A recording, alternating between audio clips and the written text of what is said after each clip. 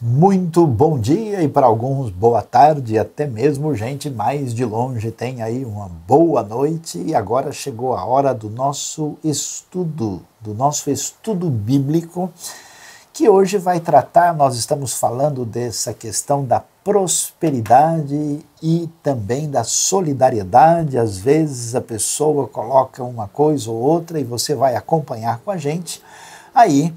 Generosidade que vem da prosperidade. Eu queria começar lendo o texto de Lucas, capítulo 6, para a gente poder sintonizar direitinho o que é que a gente tem sobre esse assunto tão interessante na própria Bíblia. Vamos acompanhar a leitura do texto que diz o seguinte: Dê a todo o que lhe pedir, e se alguém tirar o que pertence a você, não lhe exija que o devolva.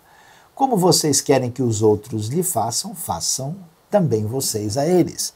Que mérito vocês terão se amarem aos que os amam? Até os pecadores amam aos que os amam.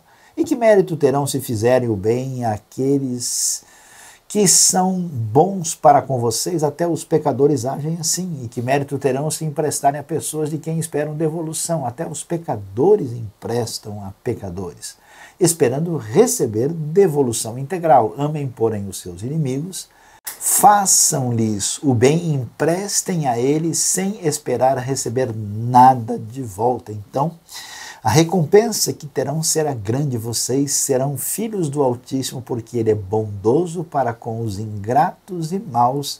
Sejam misericordiosos, assim como o Pai de vocês é misericordioso. É muito impressionante o ensino da palavra de Deus a respeito de como é que a gente deve conduzir a nossa vida. Esse texto de Lucas, na verdade, está dentro do Sermão do Monte, que tem um foco um pouco diferente do que aparece lá em Mateus.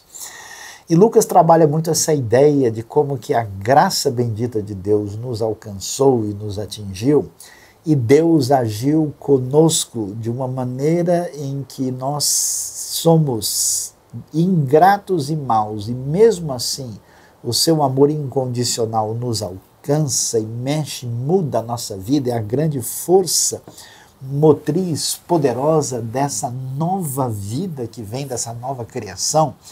Se nós estamos no reino, a nossa atitude perante os outros não pode ser diferente, no sentido em que a gente se entrega ao ódio, à vingança, à maldade ou a uma atitude de juiz indevida, quando a gente resolve ajudar só quem a gente acha que está na condição de ser ajudado. Então vamos pensar um pouquinho sobre esse assunto tão valioso e importante.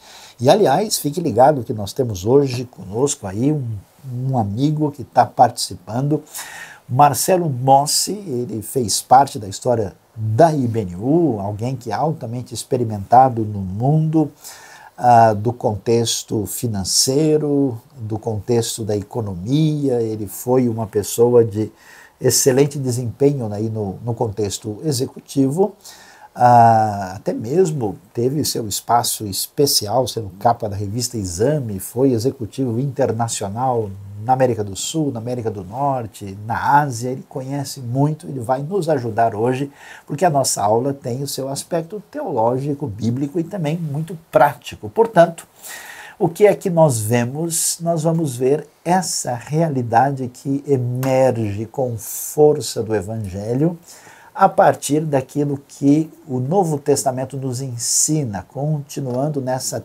teologia de Lucas, que mostra como Deus olha para o desfavorecido, né? Gente que era mal tratada no ambiente religioso do contexto judaico da época, porque muita gente, ao perceber que certas pessoas não estavam bem de vida, imaginava esse sujeito deve ter feito alguma coisa para merecer isso. E claro, no mundo pagão, no mundo do ambiente romano, nossa, essas pessoas, grande parte delas escravas, não tinham valor nenhum. Então, Essa ideia de doar, de abençoar, está ligado à graça, esse amor incondicional. Veja só a ideia de Lucas em Atos 20, lembrando as palavras do próprio Senhor Jesus, que disse: a maior felicidade é em dar do que em receber. Eu tenho visto gente abençoada de Deus que tem praticado, tanto na nossa IBNU como em outros contextos também, e tem praticado isso e tem de fato experimentado a bênção que existe nisso. E veja, alguém pode imaginar: bom, agora eu entendi, são as ideias de Jesus no Novo Testamento. Pois é, vamos mais profundamente ver que essa ideia tem base lá atrás, no fundamento do Novo Testamento, que é exatamente a Bíblia hebraica. Existe uma ideia muito importante na tradição judaica chamada tzedakah, uma palavra que pode ser traduzida tanto por caridade como também traduzida por justiça. E olha o que diz Levítico 25:35: se alguém do seu povo empobrecer e não puder sustentar-se, ajudem-no como se faz ao estrangeiro e ao residente temporário, para que possa continuar a viver entre vocês. Quer dizer, essa mão estendida de ajudar alguém no momento de dificuldade, ela está em sintonia com todo o ensino bíblico, desde o Antigo Testamento até o Novo Testamento. E então vamos pensar um pouquinho sobre esse assunto, porque quando a gente fala sobre pobreza, agora há pouco a gente falou um pouquinho sobre o pecado, o erro de Davi, né? O problema de muita gente ao discutir a questão da pobreza é fazer isso de uma maneira completamente insensível e afastada do coração. Veja que a pobreza, quando alguém está numa situação aí de se tornar refém da sua limitação financeira, a gente tem uma série de elementos. Por exemplo, a pessoa às vezes nasceu numa posição social em desvantagem, sofre de alguma maneira algum tipo de vulnerabilidade, às vezes não tem nem roupa, nem nada para vestir, enfrenta uma situação de enfermidade. Eu conheci gente que perdeu a casa por causa de uma doença e recebeu um processo do ambiente onde pretendia receber a sua cura, gente que não tem onde dormir, que é sem teto, pessoas que são refém de um caos familiar e tem profundas feridas na alma, desastres que atingem a vida da pessoa e ela tem dificuldade de se reerguer, situação de desemprego, gente que teve uma educação muito frágil, limitada. Uma vez viajando pelo interior do nosso país, vi muita gente trabalhando num contexto de colher ali o que estava disponível nos campos e vendo aquela gente com um mínimo de formação, com uma fragilidade muito grande, desnutrição, fome, pessoas sem voz, sem água potável, condições sanitárias limitadas. Imagine, eu quero que todo mundo ponha a mão na cabeça e na consciência e veja como Deus abençoou a sua vida, permitindo que você talvez não enfrentasse a maioria dessas dificuldades que tem a ver com a pobreza. Então, o que a gente vê?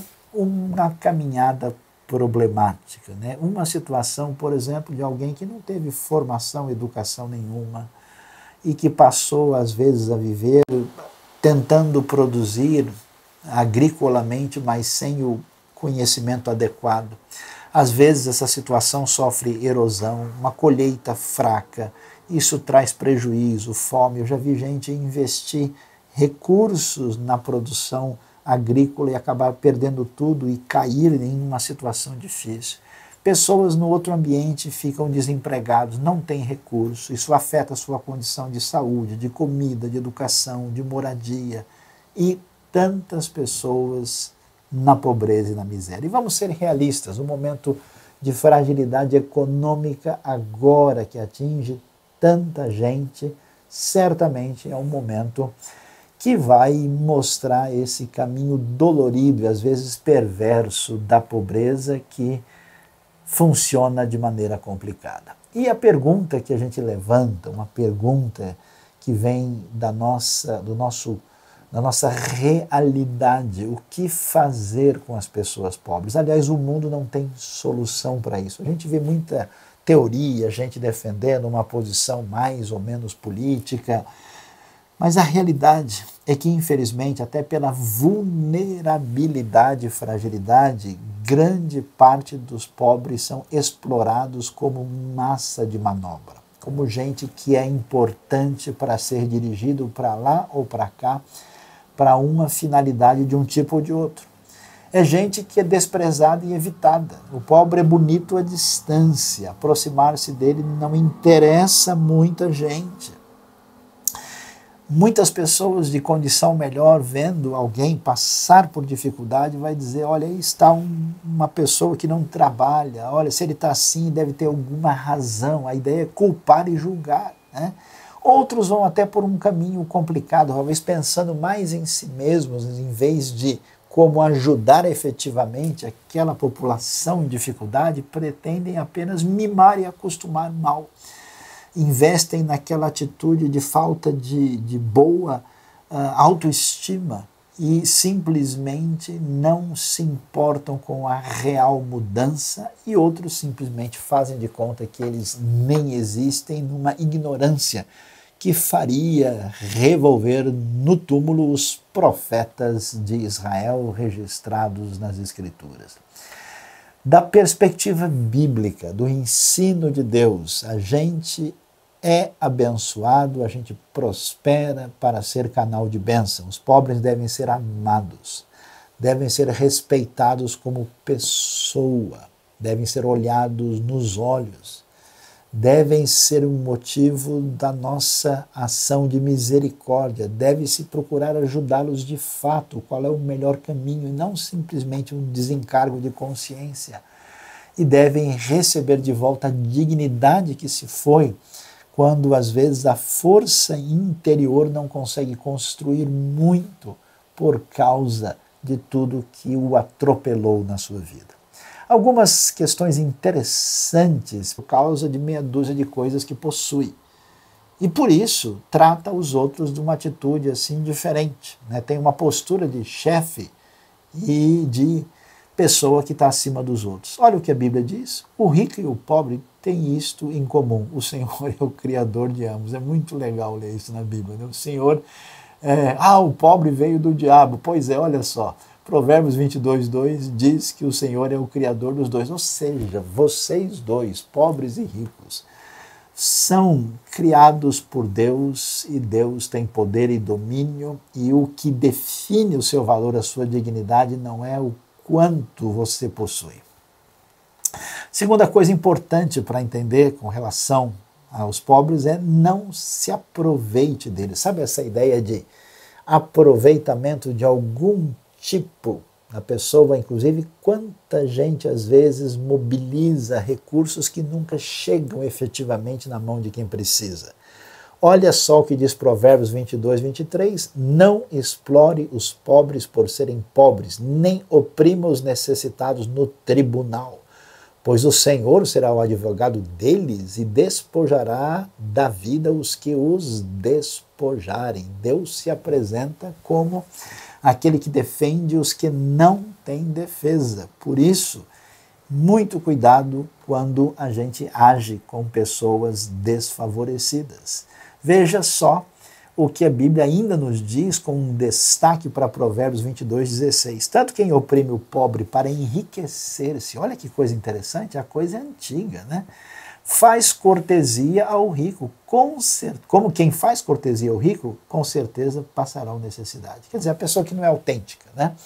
Ela se utiliza do pobre para de alguma maneira levar vantagem, e ela fica bajulando o rico para ganhar alguma coisa com isso. Deus diz, eles vão mais cedo ou mais tarde passar necessidade. Muitas vezes nós temos uma situação grave, uma situação de absoluta necessidade, algo que envolve assim uma atitude humanitária. E a gente vai agir e a pessoa não precisa falar com o fulano, tem que liberar o papel, tem que assinar não sei o quê. Quer dizer, que loucura! Uma situação que envolve o risco de vida de uma pessoa, uma situação que envolve algo que de fato tem a ver com a necessidade mínima de comida e vestimento, não pode esperar, e nem necessidades mínimas que envolvem a questão da saúde. Veja só o que diz Lucas 10:33, quando Jesus vai mostrar o sinal da graça de Deus, como é que ela deve funcionar, combater a religiosidade da sua época. Ele diz: mas um samaritano, estando de viagem, chegou onde se encontrava o homem, e quando o viu, teve piedade dele. O samaritano, na famosa história ali do bom samaritano, imediatamente socorreu o ferido. A gente precisa ser ágil para ajudar quem está em situação de risco, de necessidade. Seja canal de bênção. Veja Provérbios, a beleza da sabedoria de Provérbios. Como a gente precisa ler e estudar este livro. Diz o texto em 22:9 que quem é generoso será abençoado, pois reparte o seu pão com o pobre. Eu peço a você, nesses momentos difíceis, procure de alguma maneira, você que pode ter condições, aliviar a dor, o sofrimento e a dificuldade de quem está numa situação de necessidade maior. Veja que isso foi tão claramente percebido que a gente vai ver na história, olha só, na igreja primitiva, quando a fé cristã começou a caminhar, nós temos o testemunho de Inácio de Antioquia. E olha só o que eles observavam. Havia uma diferença entre aqueles que eram seguidores de Jesus e os pagãos. É isso que a gente tem, esse negócio de direitos humanos, de preocupação com ação social, são elementos que têm a sua origem na proposta que vem do Evangelho, da influência de Jesus na cultura ocidental e mundial. Olha lá, Inácio de Antioquia diz: os pagãos não se preocupam com o amor, nem com a viúva, nem com o órfão, nem com o sofredor, nem com o aflito, nem com o prisioneiro, nem com o faminto ou sedento. A mudança da diretriz é uma mudança que vem do Evangelho. A epístola conhecida como 1 Clemente fala de cristãos que se venderam como escravos a fim de socorrer os necessitados, só para a gente ver como, além da própria Bíblia, na história da fé, isso é importante. Veja a perspectiva de Deus sobre o assunto quando analisa a questão do pobre. Nós temos a história do primeiro gentil, homem de expressão militar romana. Ele é o primeiro não-judeu que abre o coração para o Messias de Israel. Ele é descrito em Atos 2 da seguinte maneira: ele e toda a sua família eram piedosos e tementes a Deus, dava muitas esmolas ao povo e orava continuamente a Deus. E veja o que a Bíblia diz sobre o que Deus fala para Cornélio. Ele diz, Pedro diz para ele: Deus ouviu sua oração e lembrou-se de suas esmolas. Olha que coisa interessante, um pouco da palavra divina que Cornélio conhecia, desse Deus de aliança e de graça. Ele tinha esse comportamento que estava fundamentado na Bíblia hebraica de se incomodar com quem estava numa situação de necessidade, e Deus registra isso positivamente. Agora, a gente sabe que a necessidade mais profunda de uma pessoa não está simplesmente na sua realidade material. Existe a necessidade maior que vem lá do fundo, e isso começa com a realidade espiritual que muda a nossa vida. A nossa riqueza maior envolve a nossa relação com Deus, resgatada pela salvação, pela graça e fé que temos em Cristo Jesus. Veja lá, Atos 16, então levou-os para fora e perguntou: senhores, que devo fazer para ser salvo? Eles responderam: creia no Senhor Jesus e serão salvos você e os de sua casa. O mesmo Lucas que fala que é tão importante ter misericórdia de quem sofre, também nos diz que é tão importante anunciar o perdão de Deus que há em Cristo Jesus. E assim o carcereiro de Filipos recebe a palavra de Deus e crê em Cristo Jesus. Eles pregaram a palavra de Deus a ele e a todos de sua casa. Naquela mesma hora da noite, o carcereiro lavou as feridas deles e em seguida ele e todos os seus foram batizados conforme Atos 16. E, além do mais, é necessário ver a importância do resgate da autoestima. Veja como é importante. Aqui há algo muito especial. Por isso que a vida da pessoa deve ser completa, né? Receber o Evangelho para ter perdão e salvação. Entender como Deus nos ama e trata as feridas do nosso coração e ter a nossa vida aí abençoada, tendo o que comer e com o que se vestir e vivendo com dignidade. Por isso é importante que quem pratica generosidade, a solidariedade, faça isso com responsabilidade, não com o interesse apenas de se sentir bem. Não para dizer, mandei a minha ajuda, mas de fato, o que está acontecendo? Por quê? Porque a mesma Bíblia que diz que a gente deve fazer isso, deve tomar o cuidado com a atitude indevida que pode haver nos descaminhos da prática da generosidade. Veja só como Paulo é direto em 2 Tessalonicenses 3, se alguém não quiser trabalhar, também não coma. Quer dizer, a pessoa que simplesmente tem condições de mudar o seu cenário e não mostra nenhuma atitude favorável, está precisando de uma ajuda maior. Não é simplesmente alguém a ser ajudado. As viúvas que se inscreviam na igreja primitiva também, Paulo diz, veja aquelas que de fato são necessitadas para que a gente não envie recursos indevidamente para quem não está precisando, deixando quem está em necessidade realmente numa situação difícil. Veja a sabedoria que envolvia a lei divina, preocupada com quem estava em condição de necessidade real. Quando fizerem a colheita da sua terra, não colham até as extremidades da sua lavoura, nem ajuntem as espigas caídas da sua colheita, deixem-nas para o necessitado, para o estrangeiro, eu sou o Senhor, o Deus de vocês. Quer dizer, as pessoas que tinham a necessidade precisavam ir até a colheita, ir atrás, e aquilo que caísse, nenhuma atitude, vamos dizer assim, de avareza era aceitável. Aquilo que caísse ficava para aqueles que vinham atrás e com a sua própria disposição e vontade faziam de tudo para garantir o seu sustento. É necessário beneficiar através de uma solidariedade generosa e responsável, especialmente nesse momento de luta. E aqui vale a gente terminar esse nosso primeiro momento lembrando de uma pessoa muito especial na história da tradição cristã recente. Os irmãos Wesley, na Inglaterra, no momento em que a situação inglesa era terrível de exploração dos necessitados. Crianças trabalhavam em minas de carvão, trabalhavam muito mais do que 12, às vezes 14 ou mais horas por dia.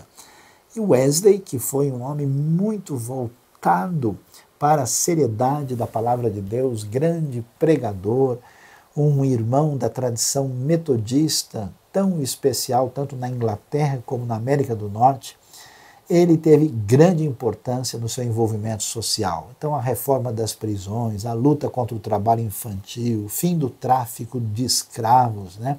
Lembranças de pessoas importantes como William Wilberforce e John Newton. Quer dizer, a gente viu que num contexto tão problemático, gente que tomou uma atitude em sintonia com essa solidariedade generosa fez diferença na sociedade.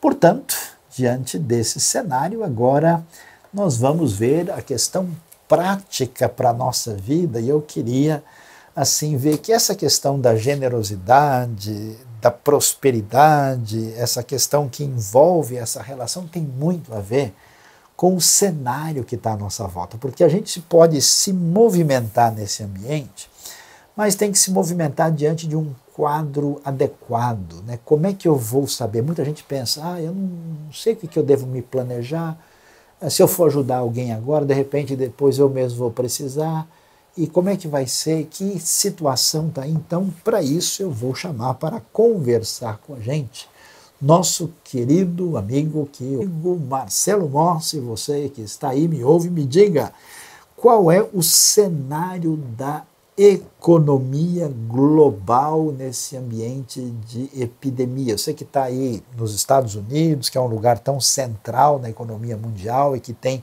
talvez informações mais adequadas. Diga para a gente qual é o cenário que estamos vivendo. Pastor Sayão, é sempre uma alegria falar com o senhor. Eu desejo ao senhor e aos ouvintes a paz do senhor. E respondendo à pergunta, qual o cenário da economia global, da epidemia, eu diria que a economia tomou um susto, um grande susto, quando começou a sair, ser publicada toda essa situação, mas que devagarinho já está recuperando desse susto, já está voltando à cor das ações na Bolsa, e já recuperou, eu diria, pelo menos 2/3 disso, quer dizer, voltou a estar um pouco mais estável, recuperou bastante, né? Ainda tem um pouco de incerteza na economia, mas esse é um indicador importante, porque é um indicador do investidor, né? Então, eu acho que tomou um susto, bateu lá embaixo, foi assustou os investidores, mas que agora a confiança vem sendo retomada. O emprego aumentou, né? O governo está suportando as pessoas que ficaram desempregadas. Por outro lado, estão surgindo novos empregos diferentes, como, por exemplo, a prestação de serviço aqui para quem está confinado. Então, compra de supermercado, você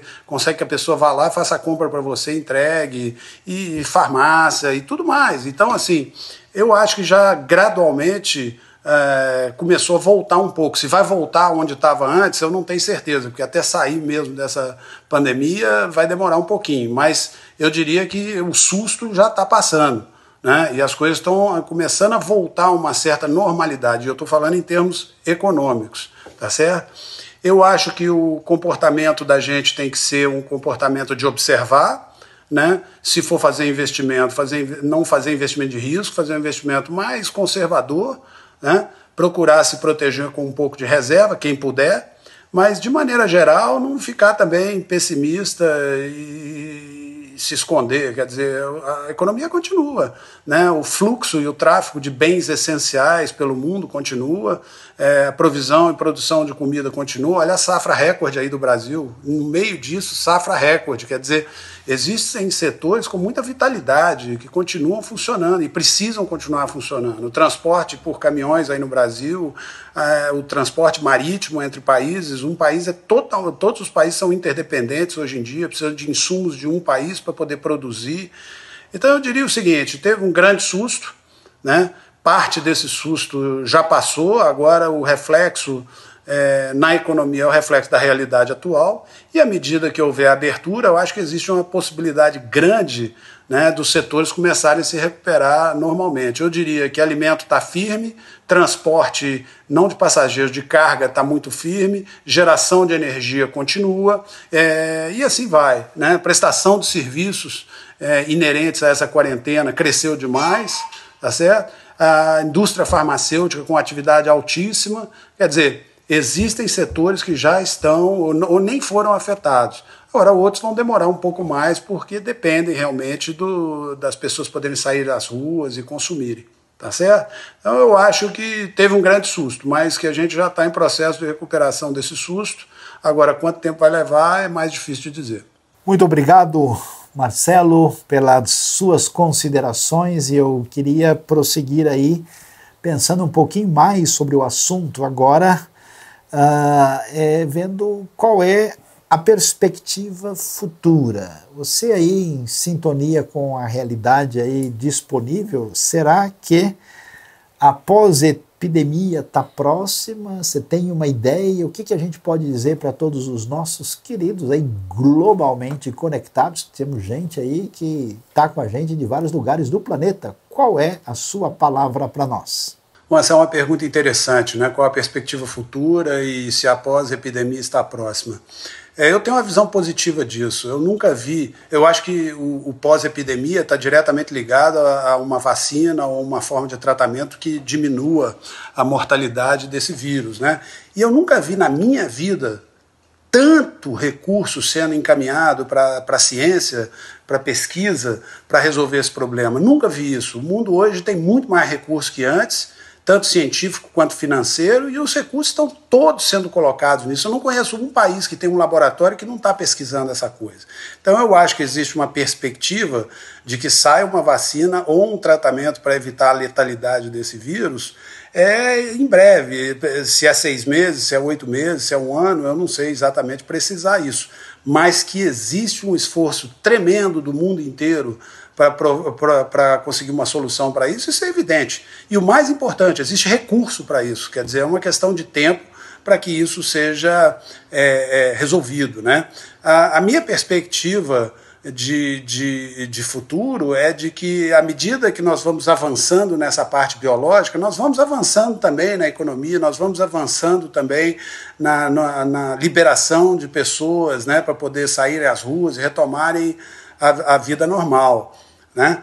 Algumas coisas vão ser diferentes, né? Eu acho que, não sei se o uso de máscara vai ficar para sempre, mas proximidade social, eu acho que é uma coisa que vai mudar um pouco, vai demorar muito tempo para as pessoas se aproximarem fisicamente de novo, entendeu? Existe um trauma, né? Um medo de tudo isso que está acontecendo, que vai demorar um pouco mais. Mas eu diria que os fundamentos da economia, os fundamentos da sociedade, os fundamentos biológicos, que são muito importantes nesse momento, estão em franco processo de evolução. As pessoas estão aprendendo a lidar com isso, com esse comportamento novo, né? Eu acho que nós vamos evoluir para uma situação onde a economia volta, né? As pessoas talvez de uma forma diferente, o comportamento, mas nada assim dramático que promova um colapso global ou alguma coisa pior, né? Temos que aprender a lidar com isso tudo que está aí. Obrigado, Marcelo. Agradecemos aí o seu direcionamento, a sua ajuda para o entendimento nessa expectativa de esperança. E agora eu queria fazer a última pergunta. E nesse contexto aí de incerteza e expectativa de uma melhoria no contexto econômico, aliás, a gente está ouvindo coisas já boas aqui no Brasil, houve uma safra recorde, temos portos aí que estão funcionando a todo vapor, coisas boas estão acontecendo. Nesse momento, e a generosidade onde fica? Isso você acha que é papel da igreja? Como? Como é que você pessoalmente se coloca diante do desafio da generosidade a partir da realidade, da prosperidade que Deus nos dá? Muito interessante, né? Generosidade, o papel da igreja, como fazer. Eu diria o seguinte: a igreja, como instituição, tem uma ferramenta nas mãos maravilhosa, que é de poder coordenar e catalisar a generosidade, a contribuição e o voluntariado do seu povo, dos seus membros, né? Então eu acho que a igreja tem um papel muito importante para educar as pessoas sobre a necessidade de ser generoso, de acudir quem está perto da gente, de contribuir para uma sociedade melhor. Porque eu vou dizer uma coisa para vocês, uma coisa que essa pandemia mostrou é que ninguém vai estar bem se a maioria estiver mal. Isso é certo. Isso serve na economia, serve socialmente, serve em todos os ambientes.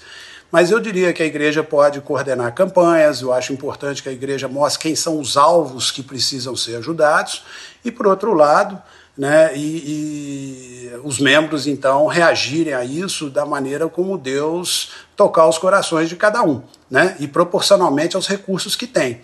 Porque às vezes a gente fala em ajudar o próximo, a primeira coisa que vem na cabeça é dinheiro, mas às vezes não é o que você pode dar e não é o que a pessoa precisa também. Às vezes uma palavra de esperança salva uma vida, nós todos sabemos disso.